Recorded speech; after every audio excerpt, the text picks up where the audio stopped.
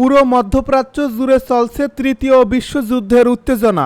আমাদের হাতে এসেছে গুরুত্বপূর্ণ আপডেট আন্তর্জাতিক সংবাদ। শুরুতেই থাকছে ইরানে মার্কিন হামলার পরিকল্পনায় অনুমোদন দিলেন ট্রাম্প। এবারে জানিয়ে দিব যুক্তরাষ্ট্র যুদ্ধে যোগ দিলে মার্কিন ঘাঁটিতে হামলা চালাতে পারে ইরান। আরও জানাবো ইসরায়েলে ফের হাইপারসনিক ক্ষেপণাস্ত্রের আঘাত এনেছে ইরান। এবারে জানিয়ে দিব ইরান থেকে পালাচ্ছে ভারতীয়রা। সর্বশেষ জানিয়ে দিব ইরানের হামলায় বিধ্বস্ত পুরো ইসরায়েল। এতক্ষণ শুনছিলেন আপডেট আন্তর্জাতিক সংবাদের শিরোনাম, এবারে বিস্তারিত। তবে তার আগে অনুরোধ রইল ভিডিওটিতে একটি লাইক এবং কমেন্ট করে জানিয়ে দিন ভিডিও সম্পর্কে আপনার মূল্যবান মতামত। আরও জানিয়ে দিন ভিডিওটি কোথা থেকে দেখছেন বা কোন জেলা থেকে দেখছেন। ইরানে মার্কিন হামলার পরিকল্পনায় অনুমোদন দিলেন ট্রাম্প। ইরানে যুক্তরাষ্ট্রের হামলার পরিকল্পনায় অনুমোদন দিয়েছেন দেশটির প্রেসিডেন্ট ডোনাল্ড ট্রাম্প। তবে এখনই হামলার চূড়ান্ত নির্দেশ দিচ্ছে না তিনি। মূলত ইরান শেষ পর্যন্ত তাদের পারমাণবিক কর্মসূচি পরিত্যাগ করে কিনা এটি দেখতে অপেক্ষা করছেন তিনি। ঘনিষ্ঠ সূত্রে বরাত দিয়ে বৃহস্পতিবার এক প্রতিবেদনে এই তথ্য জানিয়েছে প্রভাবশালী মার্কিন সংবাদ মাধ্যম দ্য ওয়াল স্ট্রিট জার্নাল। সংবাদ মাধ্যমটি বলছে মার্কিন প্রেসিডেন্ট ডোনাল্ড ট্রাম্প মঙ্গলবার রাতে তার শীর্ষ উপদেষ্টাদের জানিয়েছেন তিনি ইরানের বিরুদ্ধে সামরিক হামলার পরিকল্পনায় অনুমোদন দিয়েছেন। তবে এখনই হামলার চূড়ান্ত নির্দেশ দিচ্ছেন না। ইরান শেষ পর্যন্ত তাদের পারমাণবিক কর্মসূচি পরিত্যাগ করে কিনা সেটিই দেখতে তিনি অপেক্ষা করছে। এই পরিকল্পনার মধ্যে অন্যতম লক্ষ্য হিসেবে বিবেচনায় রয়েছে ইরানের সুদৃঢ়ভাবে সুরক্ষিত ফোর্দো পারমাণবিক সমৃদ্ধিকরণ কেন্দ্র। এটি পাহাড়ের নিচে অবস্থিত এবং সামরিক বিশ্লেষকদের মতে সাধারণ অস্ত্রে এই স্থাপনা ধ্বংস করা প্রায় অসম্ভব। শুধুমাত্র সবচেয়ে শক্তিশালী বোমা দিয়েই এটিকে আঘাত করা সম্ভব। এর আগে হোয়াইট হাউসে সাংবাদিকদের সঙ্গে আলাপকালে ট্রাম্প বলেন, ইরানে হামলা করতে পারি, আবার নাও করতে পারি। তিনি আবারও ইরানের প্রতি নিঃশর্ত আত্মসমর্পণের দাবি পুনর্ব্যক্ত করেন এবং বলেন, আগামী সপ্তাহটা খুব গুরুত্বপূর্ণ হতে যাচ্ছে, সম্ভবত এক সপ্তাহেরও কম সময়ের মধ্যে।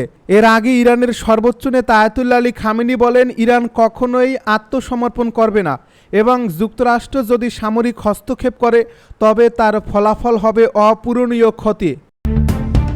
যুক্তরাষ্ট্র যুদ্ধে যোগ দিলে মার্কিন ঘাঁটিতে হামলা চালাতে পারে ইরান। ইরানের সাথে যুদ্ধে হস্তক্ষেপের জন্য ইসরায়েল হোয়াইট হাউসকে চাপ দেওয়ার সাথে সাথে মার্কিন কর্মকর্তাদের মধ্যে আরও বিস্তৃত যুদ্ধের আশঙ্কা বাড়ছে। ইতিমধ্যে যুক্তরাষ্ট্র ইউরোপে প্রায় 3 ডজন জ্বালানিবাহী বিমান পাঠিয়েছে, যা যুদ্ধ বিমানগুলিকে সহায়তার জন্য ব্যবহৃত হতে পারে এবং দেশটি সংযুক্ত আরব আমিরাত, জর্ডান এবং সৌদি আরব সহ মধ্যপ্রাচ্যে 40,000-এরও বেশি সৈন্য মোতায়েন করছে, যারা মার্কিন ঘাঁটিগুলি রক্ষা করবে অথবা ইরানের পারমাণবিক স্থাপনাগুলিতে সম্ভাব্য যে কোনো হামলায় ব্যবহৃত হবে। গোয়েন্দা প্রতিবেদন পর্যালোচনাকারী মার্কিন কর্মকর্তাদের মতে যুক্তরাষ্ট্র ইরানের বিরুদ্ধে যুদ্ধে যোগ দেওয়ার সম্ভাবনা থাকায় ইরান মধ্যপ্রাচ্যে মার্কিন ঘাঁটিগুলিতে হামলার জন্য ক্ষেপণাস্ত্র এবং অন্যান্য সামরিক প্রস্তুতি সম্পন্ন করছে।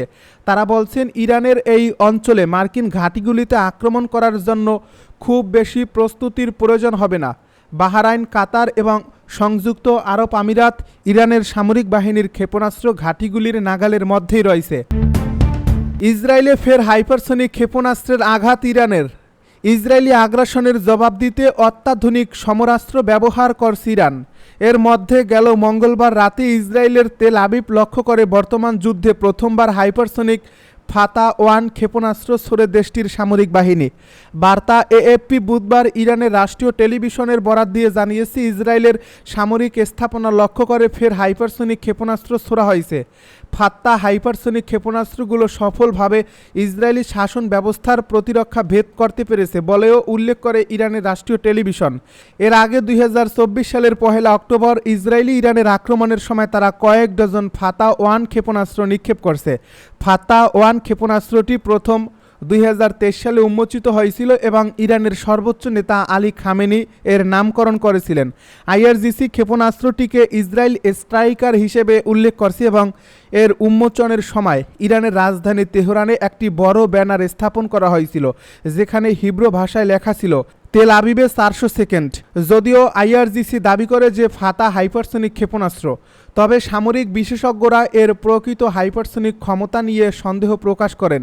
উল্লেখ্য শুক্রবার থেকে শুরু হওয়া ইরান ও ইসরায়েলের পাল্টাপাল্টি হামলা ভয়াবহ সংঘাতে রূপ নিয়েছে।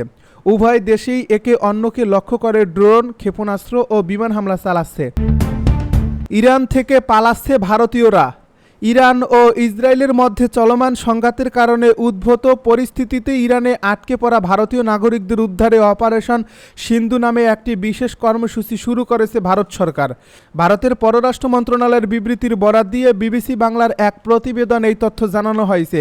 এ বিবৃতিতে বলা হয়েছে, ক্রমাগত পরিস্থিতির অবনতি হওয়ায় ভারত সরকার গত কয়েকদিন ধরেই ইরানে ভারতীয় নাগরিকদের নিরাপত্তার লক্ষ্যে বিভিন্ন পদক্ষেপ নিচ্ছে। এর প্রথম পদক্ষেপ হিসেবে ভারতীয় দূতাবাস গত মঙ্গলবার ইরানের উত্তরাঞ্চল থেকে 110 জন ভারতীয় শিক্ষার্থীকে নিরাপদে সরিয়ে এনেছে। ইরানের হামলায় বিধ্বস্ত পুরো ইসরায়েল। ইরানের সামরিক ও পারমাণবিক স্থাপনায় হামলা চালিয়ে এখন মহা বিপদে কট্টর ইসলাম বিদ্বেষী বেনিয়ামিন নেতানিয়াহুর দেশ ইসরায়েল। গাজায় মুসলিম নিধনকারী গণহত্যাকারী দেশটি এখন রীতিমতো ফিলিস্তিনের মতোই জ্বলছে ইরানের মুহুর্মুহুর সব ক্ষেপণাস্ত্রের আঘাতে। সম্প্রতি সামাজিক মাধ্যমে বেশ কিছু ভিডিও ছড়িয়ে পড়ছে ইসরায়েলের, যেখানে দেখা যায় চারিদিকে সাইরেন বাজছে আর ইসরায়েলের ইহুদিরা বেশ আতঙ্কিত অবস্থায় হামলার ভয়ে পালিয়ে বেড়াচ্ছে। শেষমেশ তার আশ্রয় নিয়েছে একটি হাসপাতালের বেজমেন্টে। এতদিন যে চিত্র নিয়মিত ছিল গাজার বাসিন্দাদের জন্য, আজ তা বিপরীতমুখী হয়ে ইসরায়েলের দিকেই পতিত হয়েছে। প্রকৃতির প্রতিশোধ যেন এবার হারে হারে টের পাচ্ছেন কট্টর ইসলাম বিদ্বেষী ইসরায়েলি প্রধানমন্ত্রী বেনিয়ামিন নেতানিয়াহু। গত কয়েকদিন ইরানের ছোড়া ড্রোন ও ব্যালিস্টিক ক্ষেপণাস্ত্রের আঘাত এনেছে ইসরায়েলের বিভিন্ন শহরে। এতে প্রাণ হারিয়েছেন অন্তত 50 জন ইসরায়েলি নাগরিক, আহত হয়েছেন কয়েকশো মানুষ। যদিও নির্ভরযোগ্য সূত্রের তথ্য মতে এই সংখ্যা আরও অনেক বেশি। নিহতের সংখ্যা কোনোভাবেই 500 এর কম নয়, আর আহতদের সংখ্যা 4000-এর উপরে বলে দাবি সূত্রের। ইরানের ক্ষেপণাস্ত্রের আঘাতে নিহত আহতের সঠিক সংখ্যা প্রকাশ পেলে বিশ্বজুড়ে ইসরায়েলের যে দাপট তা মুখ থুবড়ে পড়ার আশঙ্কায় কমিয়ে দেখানো হচ্ছে বলেই মনে করছেন বিশ্লেষকেরা। এদিকে সোশ্যাল মিডিয়ায় ছড়িয়ে পড়া একাধিক ভিডিওতে দেখা যাচ্ছে ইসরায়েলের বিভিন্ন শহরের সাধারণ মানুষ বেজমেন্ট ও বোম শেল্টারে আশ্রয় নিতে বাধ্য হচ্ছে, আর ভয়াবহ বিস্ফোরণের শব্দে একটু পরপরই কেঁপে উঠছে ঘরবাড়ি।